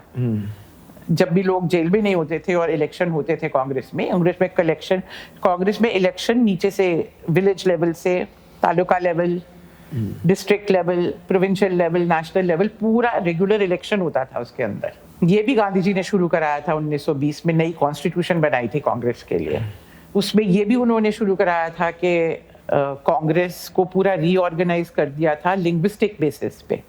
पहले मद्रास प्रोविंशियल कांग्रेस कमेटी होती थी, उसको Tamil Nadu Congress committee, Karnataka Congress committee, Kerala Congress committee, उसमें से आंध्रा कांग्रेस कमेटी, 4 कांग्रेस कमिटीज बन गई फ्रॉम 1 मद्रास कांग्रेस कमेटी। इसी तरह से गुजरात कांग्रेस कमेटी बनी, महाराष्ट्र कांग्रेस कमेटी बनी, बॉम्बे की अलग बनी। जगह जगह जो है प्रेसिडेंसीज, उन्होंने कहा ये अंग्रेजी ढांचा है, कांग्रेस के ऑर्गेनाइजेशन में हम इसको क्यों माने। लिंग्विस्टिक एस्पिरेशंस को रिकॉग्नाइज करने के लिए, कल्चरल एस्पिरेशंस को उन्होंने पूरे बदलाव लाए। पर आपके सवाल पे वापस आते हुए कि उन्होंने जो थे, मतलब हम कैसे कहें कि वो एक उनका जो इन्फ्लुएंस था, देखिए सिवाय मॉरल इन्फ्लुएंस के उनके पास कोई इन्फ्लुएंस नहीं था। देखो उनके पास कोई आर्मी तो थी नहीं जिससे वो लोगों को डरा सकते थे कि तुम मुझे रखो पावर में तभी मैं, मेरी बात मानो नहीं तो मैं तुम्हें खत्म कर दूंगा। वो 1934 में उन्होंने कांग्रेस की फॉर्मल मेंबरशिप भी छोड़ दी, ये क्लियर करने के लिए कि अगर तुम मुझे चाहते हो, हिंदुस्तान के लोग चाहते हैं, कांग्रेसी मुझे चाहते हैं कि मैं उनका लीडर हूं, मेरी बात मानना चाहते हैं, तो इसलिए नहीं कि मैं कोई भी पोजीशन है, कोई पोजीशन उन्होंने नहीं ली। तो हम किस तरह से ये कहें कि वो जबरदस्ती अपने आप को थोप रहे थे। अगर लोग उनको चाहते थे तभी तो थोप रहे थे ना, तभी वो थे। 1942 के मैं आपको जैसे बयान करूं कि 1939 में जब द्वितीय विश्व युद्ध शुरू हुआ, कांग्रेस उस वक्त 9 प्रोविंसेस में सरकार में थी, प्रोविंशियल लेवल पे। 1935 एक्ट के बाद प्रोविंशियल लेवल पे एक इलेक्शन हुए थे जिसमें इंडियन मिनिस्टर्स जो थे वो उनको प्रोविंशियल लेवल पे कुछ पावर्स दी गई थी, पूरी पावर्स नहीं, कुछ पावर्स। तो एज अ प्रोटेस्ट अगेंस्ट जबरदस्ती हमें सेकेंड वर्ल्ड वॉर में पार्टी बना दिया ब्रिटिश ने कि India is part of the war. तो इन्होंने कहा हमें तो पूछा ही नहीं, इंडियंस को तो पूछा ही नहीं, आपने हमें थोप दिया। उसके खिलाफ इन्होंने सबने रिजाइन कर दिया। परंतु जो सेकेंड वर्ल्ड वॉर के जो ब्रिटेन का जो पोजीशन था कि जर्मनी के खिलाफ लड़ रहे हैं, एलाइज जो है फासिज्म के खिलाफ लड़ रहे हैं, उसके साथ पूरी सिंपैथी थी कांग्रेस की, गांधी जी की। गांधी जी ने तो यहाँ तक कहा कि वेस्टमिंस्टर एबी पे अगर बॉम्ब गिरता है तो मेरे दिल पे चोट लगती है। ये भी एक तरीका उनको था कि हम तुम्हारे साथ हैं, परंतु तुमने हमें जबरदस्ती इसमें ठूसा है, उसके खिलाफ हम प्रोटेस्ट कर रहे हैं। तो ये दुविधा थी यहाँ पे कि क्या किया जाए, क्या स्टैंड लिया जाए। कई लोग इसके फेवर में थे कि ये अच्छा मौका है अंग्रेजों के खिलाफ लड़ने का। कुछ लोग इसके फेवर में कहते नहीं, हमें चाहे हम ओपनली ना कर पाए उनको कर, पर हमें उनको तंग नहीं करना चाहिए इस वक्त। तो 3 साल तक ये डिबेट चला। इसमें 1942 आ गया। फिर क्विट इंडिया मूवमेंट जो थी हुई, वो अंग्रेजों के खिलाफ थी। तो इसमें टोटली डिवाइडेड ओपिनियन था कांग्रेस में। मौलाना आजाद, जवाहरलाल नेहरू सब एक साइड थे। सरदार पटेल आहिस्ता आहिस्ता गांधी जी की जो सोच बन रही थी उसके साथ थे कि नहीं, अंग्रेजों के खिलाफ लड़ना इस वक्त जरूरी है। सुभाष बोस तो तब तक चले गए थे ही नहीं यहाँ पे। तो बहुत इंटरेस्टिंग बात ये है कि अल्टीमेटली सारे डिस्कशन के बाद पूरी कांग्रेस जो है गांधी जी की बात मान लेती है कि अब हमें एक अभियान छोड़ना जरूरी है, शुरू करना बहुत जरूरी है। हालांकि उनके कई रिजर्वेशंस थे और 2 साल लगे इस पॉइंट पे आने के लिए। और गांधी जी का भी ये था, शुरू में वो नहीं चाहते थे अंग्रेजों के खिलाफ एक आंदोलन करना, पर जैसे जैसे उन्होंने देखा कि जमीन पे लोगों के अंदर एक बहुत strong feeling, anti British feeling है जो रिफ्लेक्ट हो रही है, जो सामने आ रही है, उसको एक शेप देना, उसको एक मोड़ देना, उसको एक एक्सप्रेशन देना बहुत जरूरी है। तो उन्होंने कन्विंस किया। पर लोगों ने क्यों माना? बाकी लीडर्स ने, ये तो नहीं है कि ऐसे ही थे। सी राजगोपालाचारी थे, वो उसके खिलाफ थे। मौलाना आजाद नहीं मान रहे थे, पर अल्टीमेटली सबने कहा कि ठीक है आप ठीक कह रहे हैं। और देखो फिर आंदोलन कितना बड़ा हुआ, इतना पावरफुल आंदोलन। तो गांधी जी ठीक निकले कि लोगों के अंदर एक बहुत स्ट्रॉन्ग फीलिंग थी जिसको एक मास लीडर जुड़ी। तो बात जिस पे मैं आ रही हूँ कि अल्टीमेटली गांधी जी की क्या स्ट्रेंथ थी, और कई जगह लोगों ने इसको एक्सप्रेस भी किया है कि जिस तरह से उनकी नब्ज आम जनता की नब्ज पे जो हाथ था वो रहता था, वो जो समझते थे कि आम जनता के अंदर क्या फीलिंग आ रहे हैं, और इसको कई बार उन्होंने एक्सप्रेस भी किया कि वो उनकी एक खासियत थी जो हम में नहीं है, ये सब मानते थे। उनकी एक्सेप्शनल क्वालिटी थी ये जज करने की, ये समझने की, और ये ऐसे नहीं कि कोई भगवान ने उनको दिया हुआ था, क्योंकि उनके तरीके थे लोगों के साथ मिक्स करने के, उनके तरीके थे कम्युनिकेशन के। सारी उम्र उन्होंने, चाहे जेल में अच्छा, उन्होंने अपने मैगजीन चलाए, हरिजन, यंग इंडिया, नवजीवन, जिसमें चिट्ठियां आती थी, जिसमें वो हर हफ्ते अपना व्यूज लिखते थे। उनको हजारों चिट्ठियां आती थी हिंदुस्तान से, सबके जवाब देते थे बैठ के। उनके जो आश्रमाइट्स थे पूरे इंडिया में फैले हुए थे, जो उनके साथ कम्युनिकेशन में रहते थे, फिर अपने खास रिप्रेजेंटेटिव्स को भेजते थे, स्टडी करके आओ। 42 की मूवमेंट के पहले 6 महीने पहले मीरा बहन को उन्होंने ओडिशा और बंगाल वगैरह भेजा कि ग्राउंड लेवल पे देख के आओ कि क्या लोगों में फीलिंग है। तो ये भी एक पूरा सिस्टम था उनका, ये नहीं था कि कहीं कोई दैविक शक्ति थी या उनको लगता था कि मैं बायोलॉजिकल ह्यूमन बीइंग शायद नहीं हूँ, ऐसा नहीं था। वो बहुत कहते मेरे कभी कोई मंदिर मत बनाना है, मुझे कुछ मत करना, मैं एकदम हार्ड मास का इंसान हूँ। तो ये जो उनकी कैपेसिटी थी ना, ये एक्सप्लेन करती है कि क्यों उनका पोजीशन थी लोगों के अंदर, कांग्रेस के अंदर, दुनिया के अंदर, हिंदुस्तान के अंदर, और क्यों आखिर तक जो है जब दंगे इतने छिड़े हिंदुस्तान में 46, 47, 48 में, तो बंगाल में जब जिस दिन आज़ादी डिक्लेयर हुई 15 अगस्त को, आपको मालूम है उसके ठीक 1 साल पहले वहाँ पे बहुत बड़ा नरसंहार हुआ था जिसको ग्रेट कैलकाटा किलिंग कहते हैं, जिन्होंने कॉल दिया था डायरेक्ट एक्शन डे। तो पहले मैसेकर हुआ हिंदूज का, फिर रिटेलिएशन हुआ, फिर मैसेकर हुआ मुस्लिम्स का। कहते हैं 5000 लोग उसमें मरे। उसी कलकत्ते में जिसको वो अपोज कर रहे थे इतने दिन से, सोहरावर्दी, मुस्लिम लीग का वो चीफ मिनिस्टर था, जब वो नवाखली गए उसने उनको हेल्प भी नहीं किया कुछ महीने पहले ही। पर सोहरावर्दी उनको अपील करता है कि अब हम आज़ादी का दिन है 15 अगस्त को, और पावर चली जाएगी इंडिया को कलकत्ते में। कलकत्ता तो इंडिया में रहना था। उनको ये फिक्र था कि there be a massacre of Muslims, Calcutta की जनता जो है ग्रेट कैलकाटा किलिंग का बदला लेगी। तो गांधी जी को उन्होंने अपील की कि आप आइए और आप ही बचा सकते हो। तो तब गांधी जी ने कहा कि ठीक है आता हूँ, एक शर्त पे, तुम और मैं एक ही रूफ के, एक ही छत के नीचे सोएंगे और पब्लिकली पैदल चलेंगे कलकत्ते में। ठीक है। तो एक बिल्कुल क्राउडेड एरिया में एक मकान था, वहां पे वो सोहरावर्दी उनके साथ रहे और हाथ में हाथ पकड़ के उन्होंने कलकत्ते के स्ट्रीट्स में वो चले और कहा कि कुछ नहीं होना चाहिए। और ये खासियत है कि एक भी हिंसा का इंसिडेंट जो है 15 अगस्त 1947 को नहीं हुआ। ये जब वेस्ट पंजाब में उन्हीं दिनों हजारों मतलब कत्लेआम चल रहे थे। और इसी वक्त फिर माउंटबैटन ने जो बहुत फेमस स्टेटमेंट किया, उन्होंने गांधी जी को लिखा और कहा you are a one man boundary force. जो हमारी पूरी आर्मीज मिलके हम वेस्टर्न बॉर्डर पे नहीं प्रिवेंट कर पाए, आपने अकेले, आपकी प्रेजेंस ने कलकत्ते में कर दिया यू नो। तो ये एक जो कैपेसिटी थी, ये मॉरल स्ट्रेंथ कहाँ से आई? ये मॉरल स्ट्रेंथ एक दिन में नहीं बनी। कलकत्ते के लोग क्यों उनकी बात माने, वो समझने के लिए हमें उनका क्या मॉरल स्टैचर बन गया था तब तक, वो समझने के लिए हमें 3 महीने पहले नोआखली जाना पड़ेगा।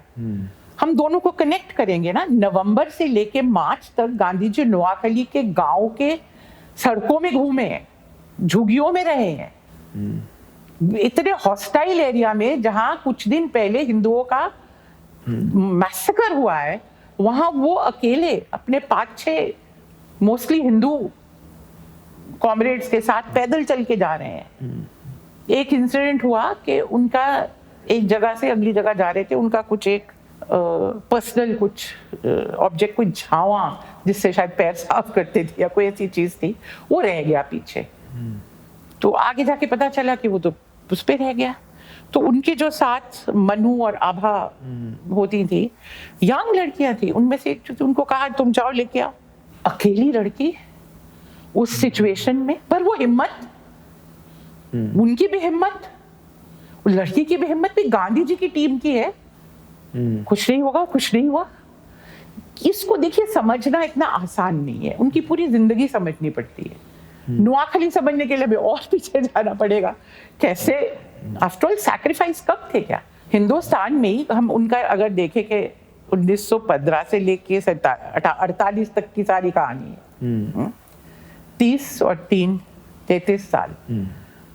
उसमें से कितने साल वो जेल में रहे ना। नॉन कोऑपरेशन के मूवमेंट में भी 22 में उनको जेल में डाला, फिर अपेंडिसाइटिस का ऑपरेशन होना था इसलिए 24 में उनको छोड़ दिया, हालांकि 6 साल की जेल हुई थी तब। 1930 में दांडी मार्च पे फिर डाल दिए। 1932 जनवरी में पूरा साल तकरीबन रहे, फिर 1932 में फिर उनको जेल तकरीबन 1 साल और रहे। फिर 42 में तो ये कम से कम 2 साल जेल में रहे, फिर तबीयत खराब होगी तो 44 में फिर छोड़ा। 8-9 साल और वहां भी रहे थे। 9 साल से ज्यादा तो जवाहरलाल नेहरू जेल में रहे। तो ये सैक्रिफाइसेस भी ये कम नहीं थी। एक और चीज हम डिस्कस करते हैं कि जैसे महात्मा गांधी 1915 इंडिया आए और 1948 उन्हें गोली लगी और मरे वो अटैक में। पर ये टाइम फ्रेम में, जो ये 33 इयर्स का टाइम फ्रेम में है, उस पे उन पे वर्बल अटैक्स तो बहुत हुए, वो जवाब भी देते थे, पर क्रिमिनल अटैक्स या वायलेंट अटैक्स उन पे कितने बार हुए और उसका क्या डॉक्यूमेंटेशन है? कई बार हुए। एक तो उनका एक 30s में भी है उनके ऊपर एक अटैक, पर खासकर 44 से लेके तो कई इंसिडेंट्स हैं जब वो जेल से निकल के आते हैं। जब गांधी जिन्ना टॉक्स, पार्टीशन को अवॉइड करने के लिए, सेटलमेंट करने के लिए जिन्ना को बुलाते हैं टॉक्स के लिए।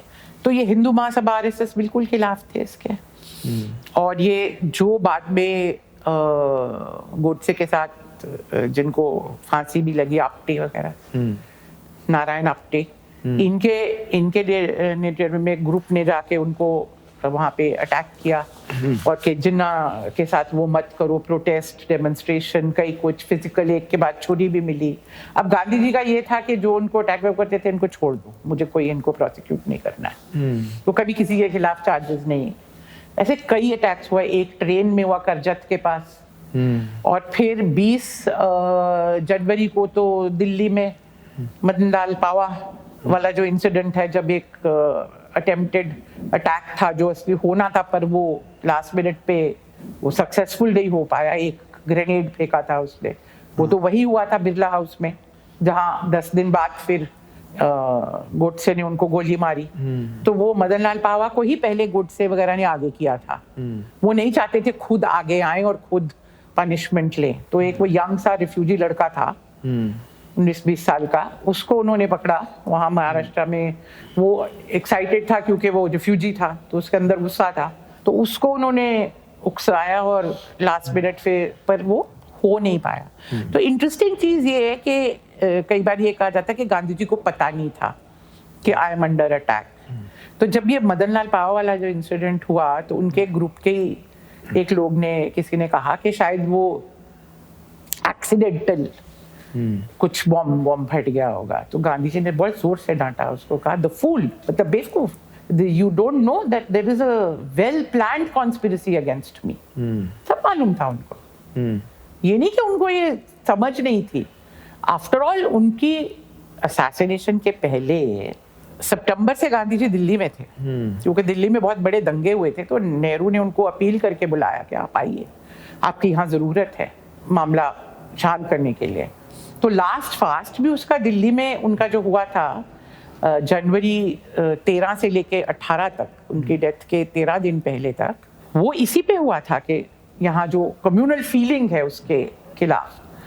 तो यहाँ पे जो एटमॉस्फेयर था, ओपनली हिंदू महासभा आरएसएस के लोग जिस तरह की स्पीचेस देते थे, पब्लिक स्पीचेस देते थे, खुलेआम, जिसमें के hardly veiled threats to Gandhi जी's लाइफ, कि हमें पता है ऐसे लोगों को किस तरह से संभालना है, किस तरह से उनको what we need to do with people like this, we know well.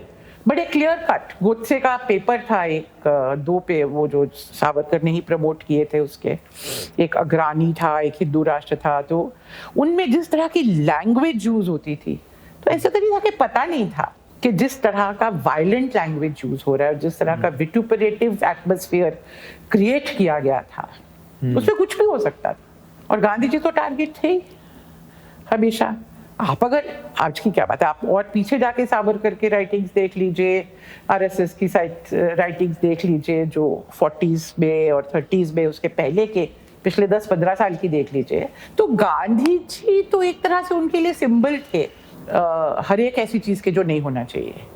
Correct. उन्होंने वो वेल्ड तरीके से गांधी जी को कैसे क्रिटिसाइज करते थे, बुद्धा को क्रिटिसाइज करके, कि बुद्धा ने जो है नॉन वायलेंस की बात करके हिंदुस्तान को वीक बना दिया। डायरेक्टली गांधी जी का नाम कभी अगर नहीं भी लेते थे तो बुद्धा का एग्जाम्पल देख के क्रिटिसाइज करके हमें हिंदुओं को वीक बना दिया नॉन वायलेंस की आइडियोलॉजी ने। हाँ। तो ये डायरेक्टली अटैक तो गांधी जी पे ही था। फिर ब्लड थर्स्टी बनिया, कितना और सैक्रिफाइस तुम्हें चाहिए हिंदू ब्लड का, और ये बहुत गंदी तरह की एक लैंग्वेज सर्कुलेशन में थी उनके असैसिनेशन के पहले। तो एक पूरा देखिए, कभी भी जो कोई पॉलिटिकल असैसिनेशन ऐसे होती है ना, एक एटमॉस्फेयर बनता है, तब वो होती है। बेसिकली जो गांधी जी पे असैसिनेशन के अटैक्स हुए, वो हमेशा ऐसे कहा जाता है कि बस जिन्ना से नेगोशिएट करने के लिए, या टू नेशन थियरी को एक्सेप्ट करने के लिए, या मुसलमानों को बहुत पैसे देने के लिए, उस वजह से हुए। क्या ये सही होगा कहना? नहीं, अच्छा। ये सब इंसिडेंटल चीजें हैं। जो मेन, मुझे लगता है कि बहुत जो मेन चीज है वो लॉन्ग टर्म हमको देखना जरूरी है, कि लॉन्ग टर्म जो आइडियोलॉजी थी, जैसे मैंने पहले भी मेंशन किया कि आप सावरकर के 1937 में वो हिंदू महासभा के प्रेसिडेंट बनते हैं और 43 तक रहते हैं। आप हर साल उनका प्रेसिडेंशियल एड्रेस जो हिंदू महासभा को वो देते हैं, बस आप सिर्फ वो ही पढ़ लीजिए। उसमें क्लियर कट टर्म्स में जो है टारगेट गांधी जी हैं। तब तो कोई निगोशिएशन नहीं हो रहे थे, कोई जिन्ना टॉक्स नहीं हो रहे थे, कोई पैसे पाकिस्तान को नहीं दिए जा रहे थे। एक ये आइडियोलॉजिकल स्ट्रक्चर है, क्योंकि उनका जो आइडियोलॉजिकल स्ट्रक्चर है जो हिंदू राष्ट्र के फेवर। एक चीज मैम यहाँ पे तो 1937 में पाकिस्तान की कल्पना नहीं थी, मांग भी नहीं थी। तो पाकिस्तान मेन स्ट्रीम में पॉलिटिक्स में नेगोशिएटिंग कब पाकिस्तान पे चालू हुई, कौन से साल में? देखो 1940 में पहली बारी रेजोल्यूशन पास होता है मुस्लिम लीग का, पर उसको एक्टिवली कुछ प्रमोट करने का कोई वो नहीं होता पाकिस्तान। और इस पे वोटिंग भी होती है एक तरह की, जिन्ना वोटिंग भी कराता है कि पाकिस्तान मुसलमान, कितने मुसलमानों को पाकिस्तान में रहना है, या जो भी उनकी एलीट पॉलिटिकल सर्किल थी उसमें भी ये डिस्कशन होती है। वो बहुत लेटर है। वोटिंग का तो मुझे कोई, नॉट वोटिंग बट कंसेंसस, वो कैसे, बिकॉज आई थिंक इन मुसलमानों को पाकिस्तान चाहिए, ये वाला एक मिसकंसेप्शन है। और वो 1937 में जब उन हिंदू महासभा बोल रही थी, पर उस पे आप पूरा अगर क्लियर कर दे तो, बिकॉज काफी चीजें इसमें फैक्चुअल भी शायद ना हो। व्हाट्सएप यूनिवर्सिटी में जो घूमते रहती है, the East Pakistan to West Pakistan road, अच्छा वो भी सब चीज है। So what is this road वाला बिजनेस? वो बोल रहे थे कि गांधी जी ईस्ट पाकिस्तान से वेस्ट पाकिस्तान पूरा रोड देने वाले थे ट्रांसपोर्ट के लिए और गुड्स के लिए। तो ये जो मिसकंसेप्शंस है वो एक बार हम उस पर डिस्कस कर लेते हैं। जहाँ तक गांधी जी का पूरा एक अंडरस्टैंडिंग था आरएसएस सर्कल्स में, हिंदू महासभा सर्कल्स में, वो हम काफ़ी पहले से ही उनके जो अगर राइटिंग्स वगैरह हम देखें तो उसमें हमें क्लियर मिल जाएगा। ये कोई 1946, 47 या 44 से शुरू होने वाली चीज़ नहीं है।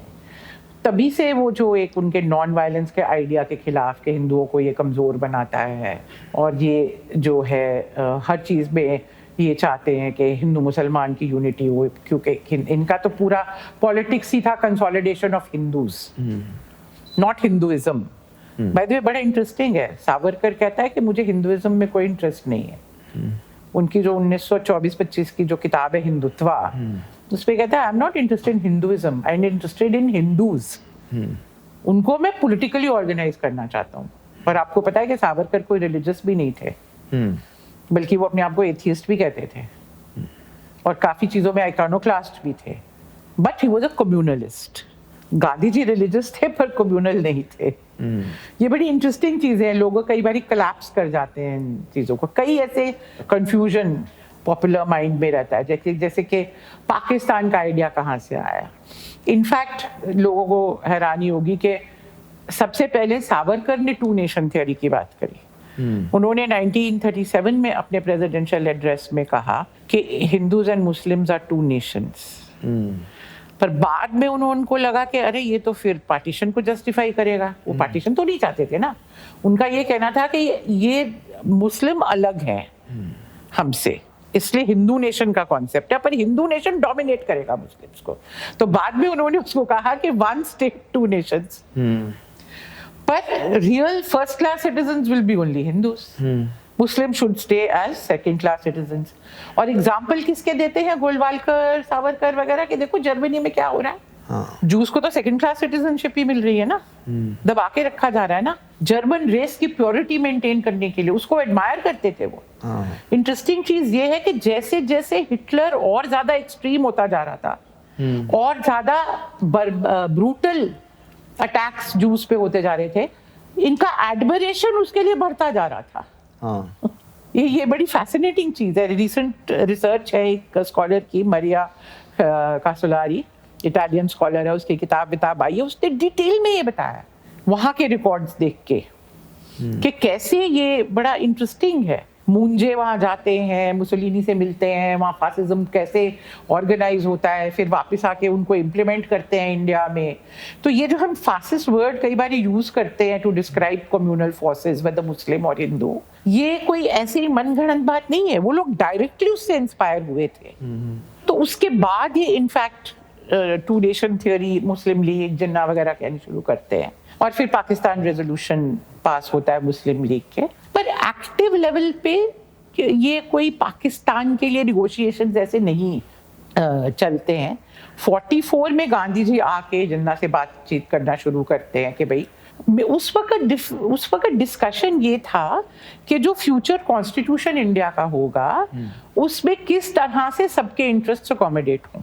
तो मुस्लिम लीग की क्या डिमांड है, रिजर्वेशन की डिमांड है, प्रोविंशियल ऑटोनॉमी की डिमांड है कि जहां मुस्लिम मेजॉरिटी प्रोविंस है उनकी क्या पोजीशन होनी चाहिए एक फेडरल स्ट्रक्चर में।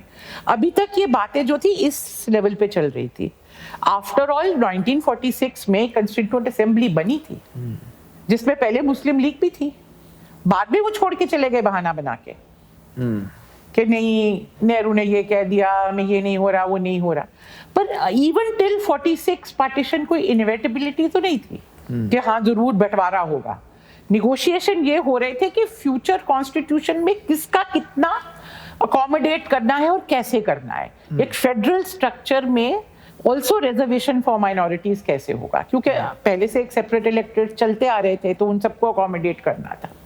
ये 46 असल में इनएविटेबिलिटी कब से आती है, जब जिन्ना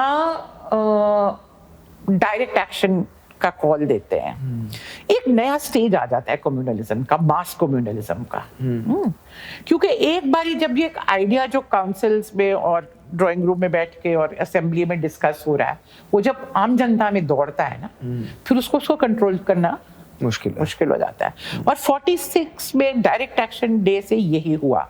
एक बार जब कलकत्ते में इतना बड़ा नरसंहार हो गया, उसका रिएक्शन बिहार में हुआ, उसका रिएक्शन नोआखली में हुआ, तो ये फैलना शुरू कर दिया। फिर उसके उधर रिएक्शन पंजाब में हुआ। तो मार्च तक जो है very large parts of northern India, Bihar, Bengal, Punjab, इन सब जगहों में जो है मास लेवल पे कम्युनल वायलेंस जो है तो फैल गई। एक चीज ये कहना सही होगा कि दोनों कम्युनल हिंदू और कम्युनल मुसलमानों की वजह से हमारा बंटवारा हुआ, गांधी नेहरू की वजह से नहीं हुआ? ये तो बिल्कुल गांधी नेहरू की वजह से क्यों होगा? देखिए, जिन लोगों ने, सिर्फ नेहरू गांधी की नहीं है, पूरी कांग्रेस पार्टी, पूरे नेशनलिस्ट फोर्सेस की मैं बात करूंगी, उसमें भगत सिंह भी है, सोशलिस्ट पार्टी भी है, अकालीस भी है, सब लोग जिन्होंने साउथ में फोर्सेस हैं जिन्होंने लड़ा आजादी के लिए। कोई भी बंटवारा नहीं चाहता था ना। बंटवारा कौन चाहते थे? बंटवारा मुस्लिम लीग ने कहा, इन्होंने जो इनका पॉलिटिक्स था, ये हिंदू बंटवारा नहीं चाहते थे, हिंदू कम्युनलिस्ट।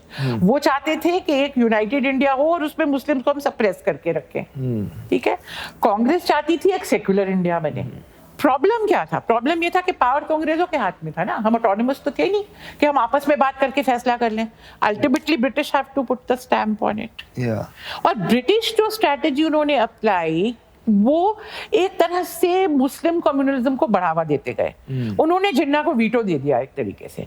जिन्ना किसी भी बात में कहते थे नहीं मुझे ये ठीक नहीं लगता, कहते थे अब क्या करे, जिन्ना नहीं मान रहा। वो उसको अपना स्ट्रेटेजिकली यूज कर रहे थे इंडिपेंडेंस को डिले करने के लिए।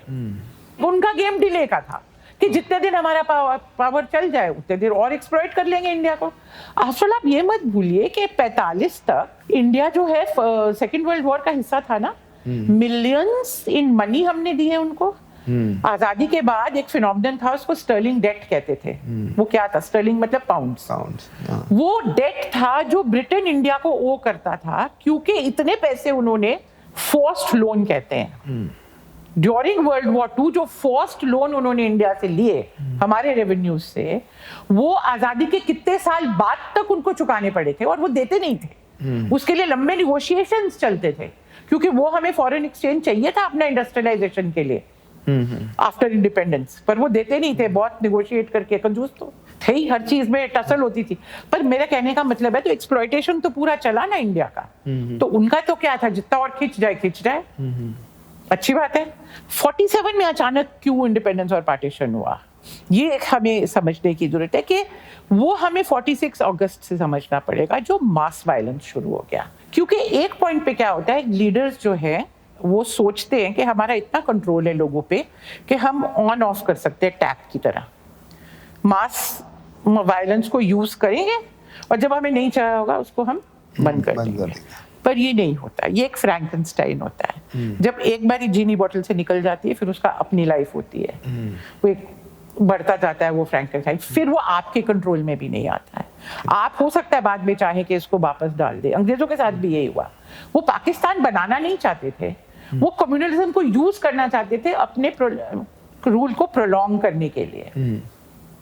परंतु अल्टीमेटली जब मास लेवल पे लोगों के आपने माइंड बदल दिए, हॉस्टिलिटी में बदल दिया, उसको फिर कंट्रोल करना तो आसान नहीं रहता है। मुझे लगता है आज के भी कई बारी हम अपने पॉलिटिक्स में जो इतने लोग ये गलती करते हैं, सोचते हैं कि ये, और कई बारी प्रमोट भी करते हैं उसको अपने यूज के लिए, पर अल्टीमेटली जब एक लॉ एंड ऑर्डर इशू बन जाता है, जब वो अपना उसका एक अख्तियार, एक अलग रूप अख्तियार लगता है, तो फिर उसको आप वापस नहीं डाल सकते। तो एक तरह से अब जिन्ना जो है आज़ादी के बाद, उनकी बड़ी फेमस स्पीच है 18 अगस्त की। 14 अगस्त को पाकिस्तान आज़ाद हुआ, 18 अगस्त को उन्होंने एक बहुत बड़ी सेकुलर स्पीच दी कि पाकिस्तान तो will be a secular state, Hindu आराम से यहाँ रह सकते हैं, किसी को कोई ट्रांसफर ऑफ पॉपुलेशन का कोई मतलब ही नहीं है।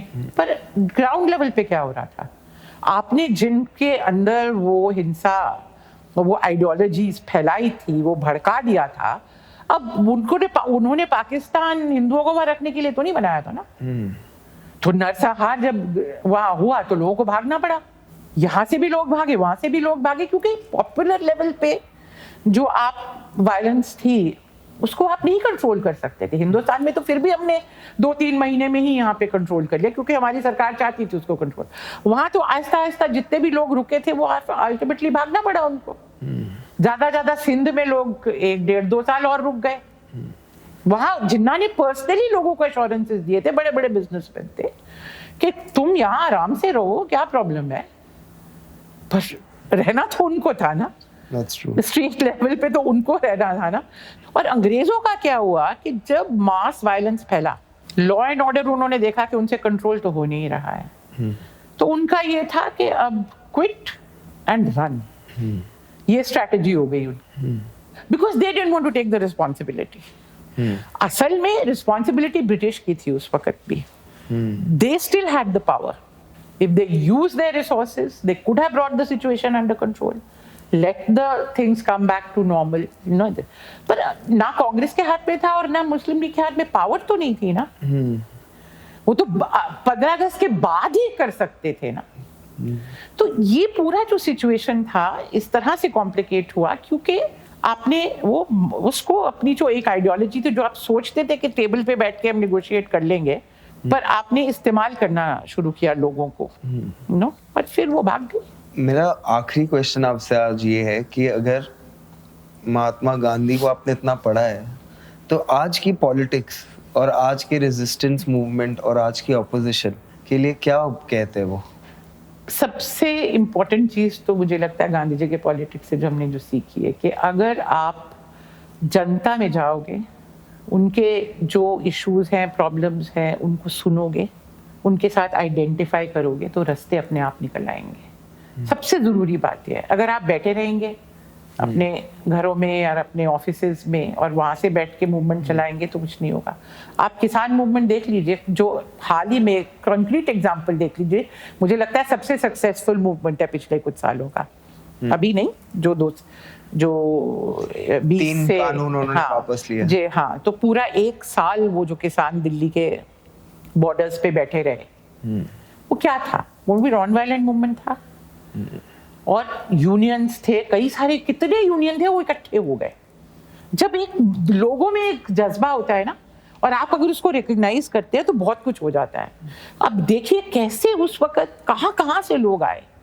हिंदुस्तान के बाहर से लोग आए उसको हेल्प करने के लिए, गांव से आए, मिडिल क्लास के. मैं जानती हूँ चंडीगढ़ में, दिल्ली में अपनी नौकरियां छोड़ के लोग वहां जाके कई महीने बैठे रहे. हमारे जेएनयू के स्टूडेंट्स वहां जाके पेपर निकालते थे. उनका एक ट्रॉली टाइम्स, एक डेली पेपर निकलता था. कौन निकालते थे? स्टूडेंट्स जाके वहां काम करने लग गए, जो किसान भी नहीं थे, कुछ उनका लेना देना नहीं था उस मूवमेंट के साथ. कुछ ने इंस्पायर किया.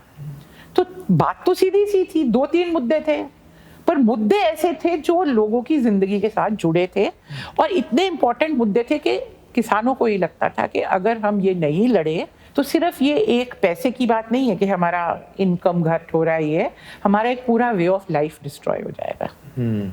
किसानी रहेगी ही नहीं. ये एक कैपिटलिस्ट के हाथ में, सरमाएदारों के हाथ में, ये पूरा एक जिंदगी जो तरीका है जीने का किसान का, ये पूरा उस पे अटैक है. तो जब आप ऐसे एक एलिमेंटल उसके साथ जुड़ जाते हैं जो लोगों के जिंदगी के साथ, उनके सेंटिमेंट्स, उनके पूरे समझ के साथ चीज जुड़ी होती है, तो मूवमेंट अपने आप फिर आपको समझ आ जाएगी कि कैसे मूवमेंट बनाना है, क्या मुद्दे लेने हैं. तो सुनना बहुत जरूरी है. और सुनने का मतलब सिर्फ ये नहीं, वहाँ रिसर्च करना. उनके गांधी जी ने, मैं तो कई एग्जाम्पल दे सकती थी कि चंपारण में सबसे पहले उन्होंने क्या किया, स्टूडेंट्स को ले गए साथ में. कुछ आश्रम के लोग थे और बिहार के स्टूडेंट्स को पकड़ लिया उन्होंने. 8, 10, 5, 6 वहाँ जाके उन्होंने कहा कि अब किसानों के घरों में जाके रिकॉर्ड करो कि इनके क्या प्रॉब्लम्स हैं. कई हजार ऐसे एविडेंस उन्होंने इकट्ठे किए.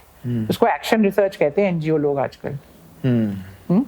उसके बेसिस पे उन्होंने आर्गुमेंट अपना शुरू किया कि देखिए ये असली हालत है यहाँ के लोगों की. इनफैक्ट वहाँ पे कोई धरने नहीं हुए, कोई हड़तालें नहीं हुई, कुछ नहीं हुआ.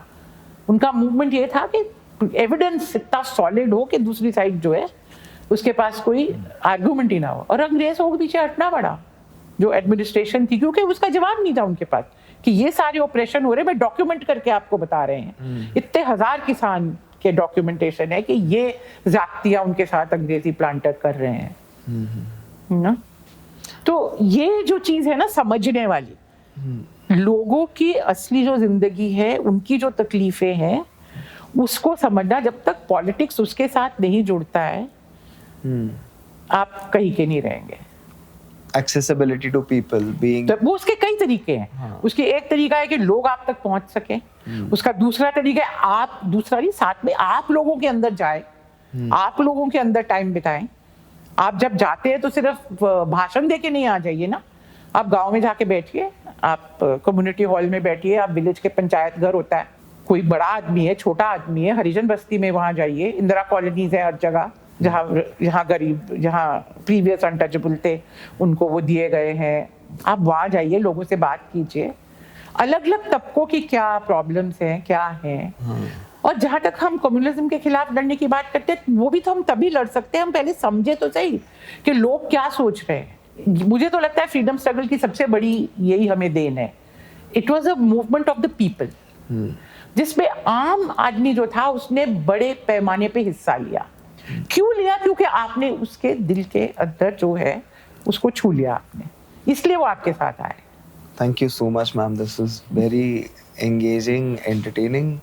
और उसके बाद आपने जैसे कहानी बताई गांधी की, काफ़ी चीज़ें मुझे भी नहीं पता थी जो आज मुझे पता चली है। बिकॉज जैसे साउथ अफ्रीका का जिक्र हुआ, मुझे नहीं पता था कि वो तभी के वर्किंग क्लास के लिए वहाँ लड़ रहे हैं। आई ऑलवेज थॉट कि वो अपने लॉयर क्लास के लिए लड़ रहे होंगे। तो मुझे भी आज कुछ नया पता चला। लॉयर क्लास में थी नहीं।